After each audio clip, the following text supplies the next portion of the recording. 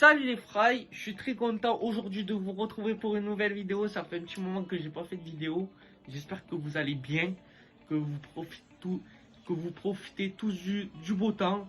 Pour ceux qui travaillent, bon courage. Là, je vais revenir sur les résultats de l'Euro. Le match comptait pour le groupe du Pays-Bas et de l'Autriche entre l'Ukraine et la Macédoine du Nord. Les deux équipes devaient s'imposer. L'Ukraine qui devait plus s'imposer que la Macédoine du Nord. Que la Macédoine du Nord a été déjà victorieuse à son premier match. Elle avait déjà 3 points. Si la Macédoine du Nord gagnait face à l'Ukraine, pouvait directement se qualifier. A l'inverse, l'Ukraine qui avait déjà perdu leur premier match face aux Pays-Bas devait gagner pour espérer se qualifier. Préserver des chances de qualification. L'Ukraine qui a donc fait le taf, victorieux 3-1. L'Ukraine qui a gagné face à la Macédoine du Nord. On a vu une équipe d'Ukraine dominer tout le match. La Macédoine qui a su infuser un but malgré la petite équipe qu'ils ont. Elle est bien compacte. C'était bien sympa et ils ont réussi à infliger un but. C'est bien pour eux, c'est top malgré leur force qu'ils ont.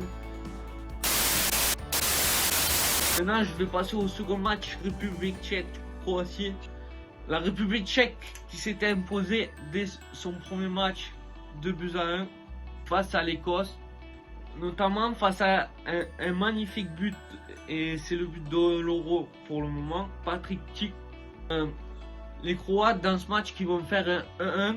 Je le rappelle, la Croatie qui est vice-champion du monde quand même, qui a fait 1-1 face à la République tchèque. Et la République tchèque qui va marquer en première mi-temps lié à leur joueur Schick.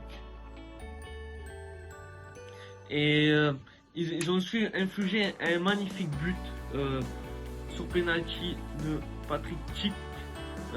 Et du coup, ils ont su garder le score. Mais ça n'a pas suffi qu'en seconde mi-temps, les Tchèques ont baissé le rythme. Et ça a fait les profits de la Croatie. Du coup, les Croates sont revenus au score. Et ça a fait 1-1. Mais malheureusement, pour espérer une qualification, ils auraient dû faire une victoire. Et ça n'était pas le cas.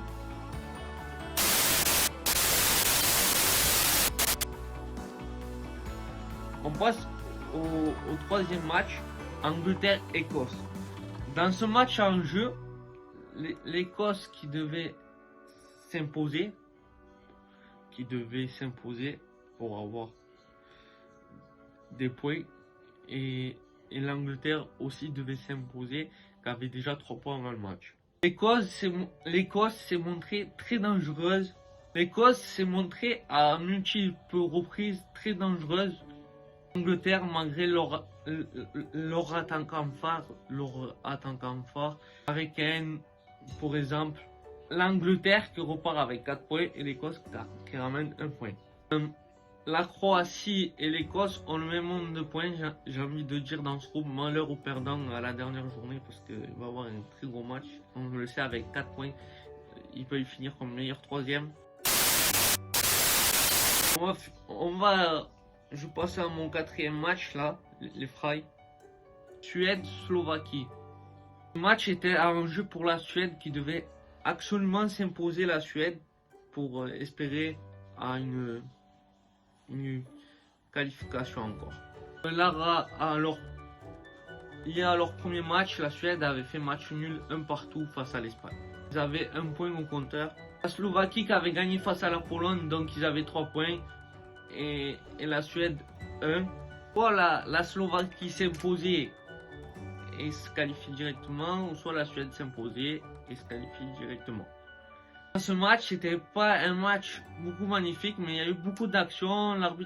L'arbitre a laissé jouer le match, c'était complètement détendu, c'était agréable à regarder pour ceux qui l'ont vu.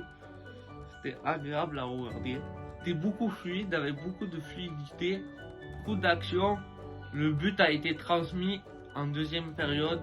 Pour la Suède qui évolue, sans son attaquant phare Zlatan Ibrahimovic. La Suède qui remporte ce match 1-0. La Suède qui remporte ce match, qui fait la bonne affaire, qui met 4 points à son compteur. Tout reste possible dans ce groupe. La grande perdante, c'est la Pologne et la Croatie. Je pense que la Croatie, c'est une grande surprise.